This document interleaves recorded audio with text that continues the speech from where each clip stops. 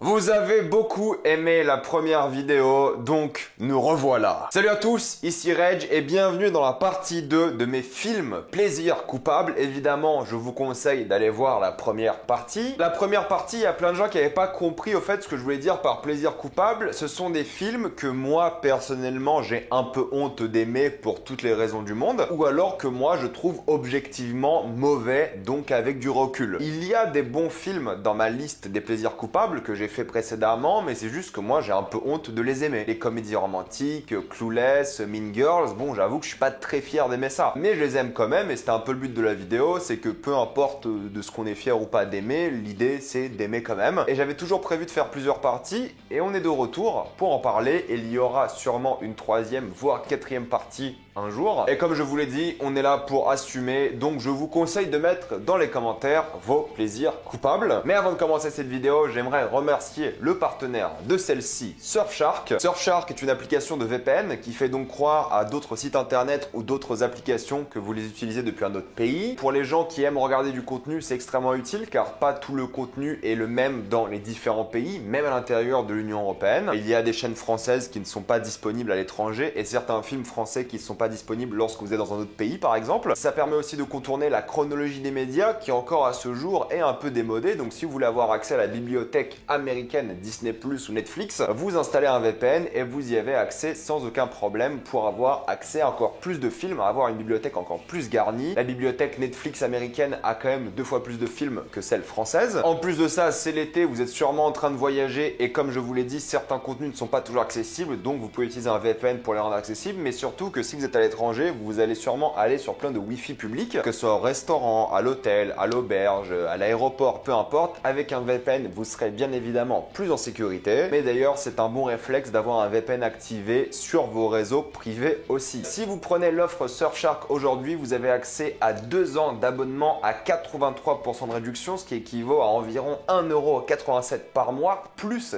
3 mois gratuits. Le lien sera dans la description et dans le commentaire épinglé. Et si vous n'êtes pas satisfait, sous 30 jours, vous serez remboursé et vous pouvez bien sûr avoir l'application Surfshark sur tous vos appareils. On va commencer tout de suite avec un premier plaisir coupable qui est un film que beaucoup de personnes ont détesté mais que moi j'ai trouvé assez hilarant pour ce qu'il fait, c'est Movie 43. Movie 43, je sais pas comment il s'appelle en français, mais c'est un film à sketch. En fait, il y aura plein de scènes indépendantes dans le film où il y aura des blagues mais complètement nulles, qui n'auront pas de sens, qui seront vraiment pathétiques. Mais moi, ce qui me fait beaucoup rire dans ce film-là, c'est que objectivement, je trouve que c'est un film catastrophique. Il s'est fait assassiner par toutes les critiques du monde, mais moi ce qui me fait marrer c'est qu'ils ont quand même pris des acteurs genre Hugh Jackman et plein d'autres pour jouer des choses complètement ridicules. Mais juste pour voir Hugh Jackman avec des testicules sur le menton, j'adore ce film. Et tout le film, c'est que ça, c'est des célébrités comme pas possible qui jouent des rôles nuls, avec un humour nul, sans aucune narration et complètement ridicule. On peut faire et voir mieux sur YouTube. Mais me concernant, c'est tellement un bon délire pour ce qu'ils ont osé faire et dans les situations dans lesquelles ils ont mis ces célébrités. Mais sinon, il n'y a rien à dire sur le film, hein. Il ne se passe rien d'intéressant et c'est un film en vrai oubliable pour l'histoire, mais pour le casting, vous allez vous en rappeler. Spy avec Melissa McCarthy est un film que moi je n'aime pas spécialement. Vraiment, je trouve que c'est pas un bon film. Je le trouve assez gênant, mais je l'ai mis dans mes plaisirs coupables pour une seule et unique raison.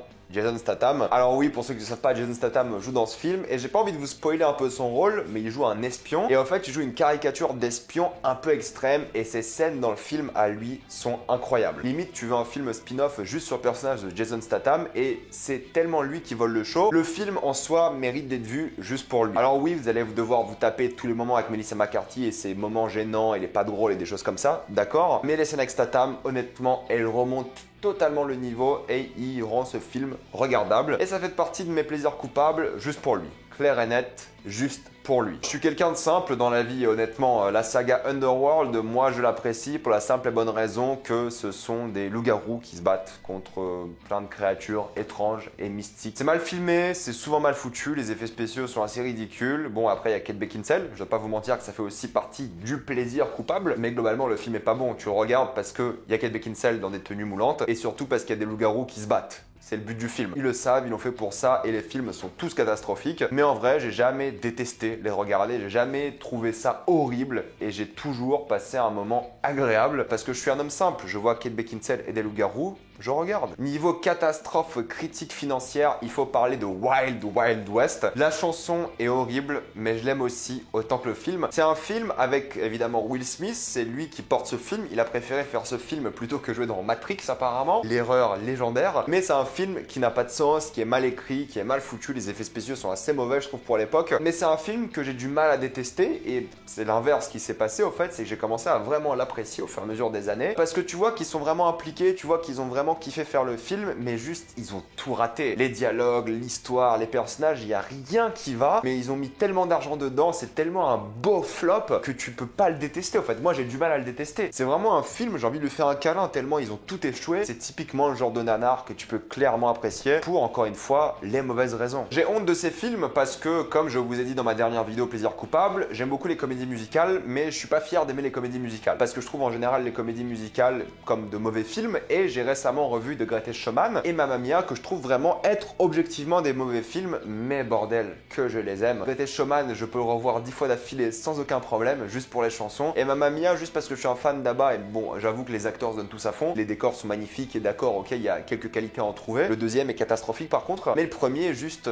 c'est tellement bien trouvé à certains moments, c'est tellement drôle, ça tellement pas de sens, c'est juste un bon délire familial et c'est vrai que bon, je trouve pas que c'est un bon film en soi, mais moi il m'a conquis et je pense qu'il a conquis beaucoup de personnes aussi, hein. Mais ces deux films là, voilà, les comédies musicales comme ça, moi dès que ça me prend vraiment bien. J'ai toujours été extrêmement diverti par ces films et oui, bah c'est pas des films que je trouve avec du recul bons, mais je peux les revoir 20 fois d'affilée sans aucun problème. Est-ce qu'on a déjà parlé de ce film sur la chaîne? Je ne sais pas, mais Wanted, il y a quand même un beau petit casting, Angelina Jolie, Morgan Freeman, il me semble, Chris Pratt, James McAvoy, avant que ces deux derniers soient vraiment connus. Et c'est l'histoire d'un groupe d'assassins qui peuvent tirer avec leur pistolet, mais sauf qu'ils peuvent contrôler la direction de la balle. Donc ils vont tirer et la balle fera un virage. Ça n'a pas de sens, c'est vraiment nul, mais encore une fois, le casting est présent, c'est un film d'action assez drôle, l'histoire n'a pas de sens, mais juste pour les effets visuels de ces balles qui prennent des virages, et des fois t'as des personnages qui tirent et ça fait genre une distance de 4 immeubles, et c'est vraiment n'importe quoi, je vous le conseille. Je vous le conseille parce que c'est encore une fois une sorte de nanar plaisant à regarder, et moi je l'affectionne beaucoup aussi, parce que c'est un mauvais film, mais il y a des mauvais films qui vous affectionnent, et c'est encore une fois le but de ces vidéos, et celui-ci en fait partie. Il y a des films que je trouve plutôt pas mal dans ce qui parodie, comme évidemment Scary Movie, Not Another Teen Movie. Mais il y en a un que j'aime beaucoup aussi, qui a peut-être été un peu oublié, c'est Superhero Movie. Il y a eu des parodies nulles aussi, hein, comme les Epic Movies et d'autres films nuls comme ça, mais celui-ci, honnêtement, il y a un truc. Évidemment, c'est une parodie des films de super-héros, mais qui était en avance sur son temps. C'est majoritairement une parodie du premier Spider-Man, mais bordel qu'il est drôle, là on n'est pas face à Spider-Man, on est face à Dragonfly Man, l'homme libellule, et bon, il casse tous les codes du premier Spider-Man, il le parodie à fond, et je le trouve super divertissant. C'est pas une grande qualité parodique en tant que film, parce que bon, les blagues sont assez faciles, et encore une fois, aujourd'hui sur YouTube on fait ça. Il y a des gens sur TikTok qui ont plus d'originalité que ce film, mais bon, pour l'époque, écoutez, moi je l'ai toujours trouvé très divertissant, j'ai toujours trouvé que c'était un bon délire, mais c'est de loin un bon film, mais si vous avez jamais vu ce film-là et vous aimez les films de super-héros et vous aimez les parodies, vous allez sûrement passer un très bon moment. Et surtout, l'homme libellule quoi, honnêtement. L'homme libellule. Ce film-là va revenir bientôt sur Disney+ en tant que série, c'est les Percy Jackson. Je trouve qu'ils ont vraiment gâché le potentiel apparemment des livres, je les ai pas lus, mais tu sens le potentiel derrière les films. Tu sens qu'ils auraient pu être tellement meilleurs et tellement plus grandioses, vraiment le mélange de mythologie grecque et de contemporain. Ils auraient pu faire quelque chose d'incroyable et au final, bah, c'est des films assez oubliables d'après moi, assez mauvais, ils ont un peu raté le coche, j'espère que la série sera meilleure. Mais j'aime bien la tentative, j'aime bien ce qu'ils ont fait avec, j'aime bien ce qu'ils ont voulu créer avec cet univers, avec ce film. La tentative mérite de s'y intéresser et je suis content qu'ils retentent leur chance parce qu'il y a vraiment moyen de faire quelque chose de bien. Peut-être emmener ça vers jeune adulte plutôt que teenager et ça peut être vraiment cool parce que mine de rien, il y avait du vrai drame, il y avait de vraies idées, mais malheureusement les films n'ont pas conquis le public. Mais personnellement, ils m'ont conquis d'une certaine manière et j'ai de l'affection aussi pour ces films. De même pour les films Les Chutes de la Maison Blanche et autres, bon, c'est Gerard Butler qui fait son film d'action. C'est tous des films d'action compétents, même si en vrai extrêmement oubliables, mais je dirais pas les détester, je dirais pas m'en rappeler à vie, mais ça reste des plaisirs coupables. C'est des films médiocres, sans grands intérêts, mais que moi j'aime regarder de temps en temps. Mais encore une fois, on peut pas en parler pendant des heures parce qu'il y a vraiment rien à dire. Et je suis désolé, moi j'aime Le Fils du Masque. Alors oui, c'est loin d'être aussi bon que Le Masque, mais je trouve que Le Fils du Masque, c'est assez drôle. C'est un film qui a quand même bercé un peu mon enfance et je me suis toujours bien marré devant. Je l'ai pas revu depuis mon enfance et j'ose pas le revoir honnêtement. J'ai juste revu la bande-annonce et je me suis rappelé à quel point j'aimais ce film, mais j'ose pas le revoir. Parce que je pense que si je le revois, je je vais le détester, donc j'ose pas. Mais le Fils du Masque, ça a toujours été un petit plaisir coupable. Même enfant, je savais que c'était pas bien et j'avais vu le Masque avant qui était largement meilleur. Mais bon, l'idée me faisait rire, le concept était marrant. Il y avait un moment avec le masque sur le chien. Enfin bref, c'est une tentative de film qui n'a pas réussi, mais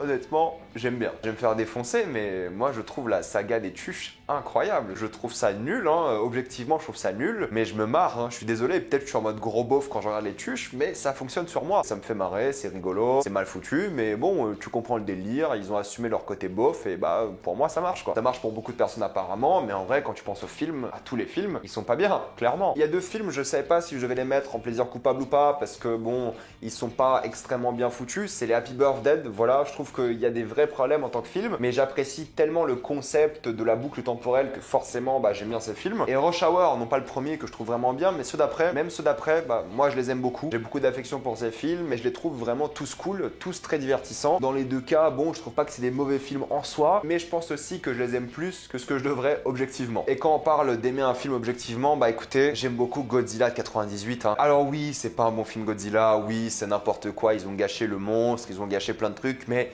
il y a de bonnes idées que j'aime bien. Les œufs de Godzilla, c'est un film Jurassic Park en vrai qui essaie de profiter de la mode. C'est un gros dinosaure en ville. Bon, je suis un mec simple des fois. Je mets des effets spéciaux nuls avec du Roland Emmerich. Et bah oui, bah je regarde Godzilla qui tue des gens, qui détruit des immeubles. Des fois, il faut juste que je me déconnecte le cerveau et j'apprécie ce film pour ce que c'est. Même si objectivement, c'est une catastrophe. Hein. Rien à dire là-dessus. C'est vraiment pas bon du tout. C'est comme le film Lincoln. Non, non, pas celui-là. Abraham Lincoln, chasseur de vampires. Des fois, il m'en faut pas beaucoup, je suis désolé. Hein. J'ai même pas d'argument pour dire pourquoi j'aime ce film, c'est juste Abraham Lincoln qui tue des vampires, qu'est-ce que tu veux de plus dans la vie? Film comme ça, concept complètement stupide, bah ça a toujours bien marché sur moi, enfin pas toujours, mais ça a souvent bien marché sur moi. Le mec qui a écrit ça, il a dû, je sais pas ce qu'il a fumé, mais il a fait quoi. Ils ont fait un film et le film est pas bien, mais ça passe comme un plaisir que tu peux regarder si tu fumes sûrement la même chose que la personne qui a écrit le film. Mais si vous aimez les films d'action stupides, celui-ci fait le taf. Je sais pas si ce film-là est apprécié ou pas, mais moi, Projet X, je trouve que c'est un bon gros délire. Mais pareil, en tant que film, bah, je trouve pas que c'est incroyable, je trouve pas que c'est très bon même. En ayant vraiment vécu ma période soirée comme ça souvent dans ma vie et tout, bah forcément, tu compatis avec ce genre de film. C'est un film que t'affectionnes parce que tu t'identifies beaucoup aussi, tu comprends ce qui se passe et t'as envie de vivre des moments comme ça aussi à certains moments. Donc oui, clairement, Projet X, c'est pas un bon film d'après moi, mais bon, ça représente tellement une idée de la jeunesse que j'avais vraiment envie d'en parler dans cette vidéo. Et Hercule, avec Dwayne The Rock Johnson, ce film est vraiment bien, je trouve. Encore une fois, d'un point de vue personnel, subjectif, je trouve que le film est vraiment bien. D'un point de vue objectif, je trouve qu'il y a plein de problèmes et le film n'aurait sûrement jamais dû exister. Mais The Rock en Hercule, il y a un beau mélange de fantastique et de réalisme. Ouais, ça marche, hein. Ça a marché sur moi. Après, encore une fois, moi j'aime bien la mythologie grecque, j'aime bien ce personnage d'Hercule, tout ça, et j'avais vraiment envie d'en voir plus. Et s'ils font une suite, moi je suis là, hein. Sans hésiter, je suis là. Sûrement l'un des films les plus oubliés, mais que moi j'aime beaucoup aussi, c'est Malavita. L'idée d'avoir De Niro en tant qu'un ancien mafieux qui part à la retraite, qui essaie d'avoir une vie normale et en fait une comédie, l'idée est nulle, mais ça a marché sur moi. C'est un film que personne n'a vu, je crois, c'est un film que tout le monde déteste, mais moi je l'aime bien. J'ai passé un bon moment au cinéma, je l'ai vraiment apprécié, mais quand il pense, c'est pas bien. Encore une fois, ça fait partie de ce genre de film, j'ai pas envie de les revoir parce que j'ai peur que je vais détester si je les revois, mais on est là aujourd'hui et je trouve que c'est une bonne comédie qui m'a personnellement fait marrer. Mais c'est le casting qui sauve le truc plus qu'autre chose. Et pour finir, et celui-là je l'ai récemment acheté en Blu-ray, mais j'ai honte de l'avoir acheté, honnêtement j'ai honte, c'est Jumper. Même l'affiche est catastrophique. On voit genre la tour Eiffel, les pyramides sur la même image et Hayden Christensen. C'est terrible. J'ai acheté Jumper parce que le concept est incroyable. C'est des gens qui peuvent se téléporter où ils veulent, quand ils veulent, plus ou moins. C'est une ligue d'assassins menée par Samuel L. Jackson qui doivent les chasser. Mace Windu qui veut se venger d'Anakin, ça fait toujours rire, mais regardez-moi ça. Comment tu ne peux pas apprécier ce film? Et c'est dommage parce que j'ai envie d'un reboot, j'ai envie d'une suite avec Hayden Christensen. Et Dieu sait que j'aime pas le travail d'Hayden Christensen, mais j'ai envie de voir, je sais pas, une série, quelque chose avec ce concept parce que le concept est tellement fort et tellement bon. Et même si le film est catastrophique, hein, le film est nul, je suis désolé de vous dire, il est mal filmé, il est mal foutu, le film est nul, je l'aime énormément au point de l'acheter. Bon après je l'ai payé 5 €, ça se voit, mais quand même, je l'ai acheté, je l'ai en Blu-ray. C'est pas rien, je l'aurais acheté en 4K s'il était disponible. Enfin bref, je vais m'arrêter là. Il y en a encore beaucoup des films que je considère comme des plaisirs coupables, mais j'en ferai une autre vidéo, à un moment ou à un autre. Mettez-moi vos plaisirs coupables dans les commentaires. Pensez à vous abonner à la chaîne pour plus de vidéos. Mettez un j'aime, ça aide beaucoup cette vidéo. Et pensez aussi à la partager. Si vous voulez soutenir la chaîne, rejoignez-la sur YouTube. Suivez-moi sur tous mes réseaux sociaux. Et moi, je vous dis à la prochaine fois. Salut à tous.